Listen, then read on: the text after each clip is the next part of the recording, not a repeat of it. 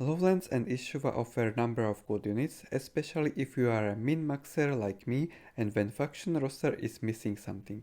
As always, we will go through each unit and you can use timestamps in description below.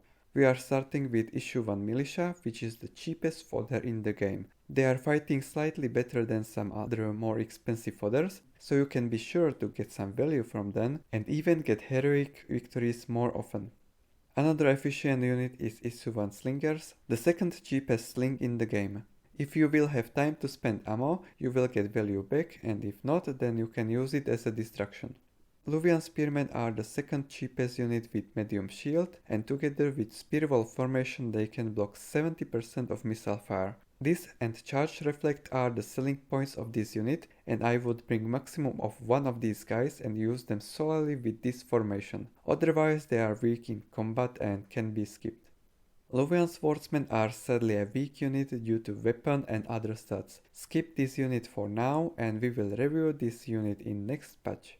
Hittite Archers are pretty standard archers comparable to others, but with one advantage called Storm Warriors.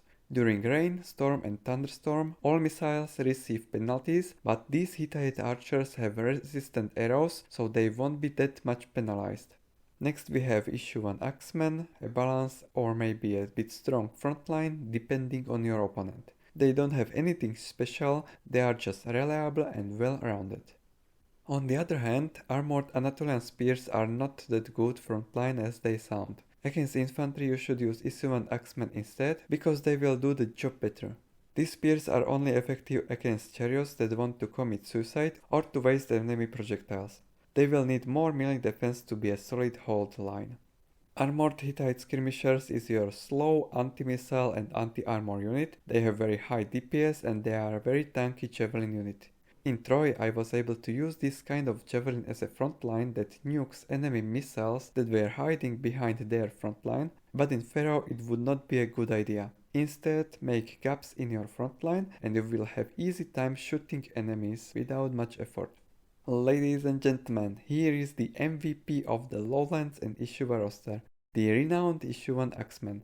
As some other overpowered units in the game, we have a strong axe unit that is both cost efficient and threat to elite units. These boys will grind blobs better than veteran Phrygian mercenaries from Kurunta.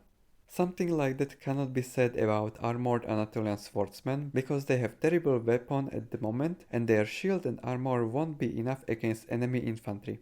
Apart from weapon, if they had more attack and defense instead of charge, they would be much better meat shield.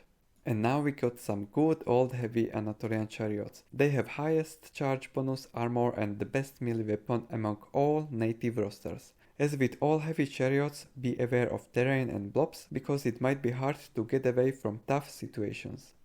Which of these units would you use in your army composition? Write down your experience with this native roster in comments below, and if this guide was helpful to you, please consider subscribing for more upcoming reviews and guides.